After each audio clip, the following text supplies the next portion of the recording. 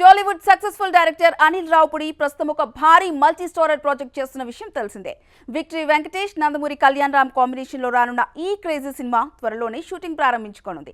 Anil Ravipudi mark entertainment, mass elements తో రూపొందుతున్న ఈ సినిమాపై ఇప్పటికే ఇండస్ట్రీలో భారీ అంచనాలు నెలకొన్నాయి. అయితే ఈ సినిమాకు సంగీత దర్శకుడుగా ఎవరు వ్యవహరిస్తారనే విషయంపై గత కొద్ది రోజులుగా రకరకాల చర్చలు నడిచాయి.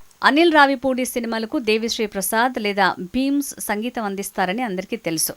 కానీ ఈసారి అనిల్ రావిపూడి రూట్ మార్చి సరికొత్త సంగీత ప్రయోగానికి తెరలేపారు.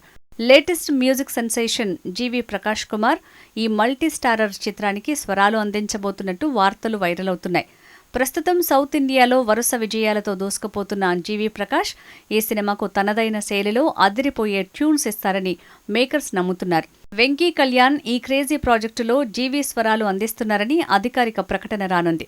Venkatesh comedy timing, Kalyan Ram mass image కి తోడు జీవి ప్రకాష్ బ్యాక్గ్రౌండ్ స్కోర్ తోడైతే థియేటర్లలో పూనకాలు రావటం ఖాయమని సినీ విశ్లేషకులు అభిప్రాయపడుతున్నారు.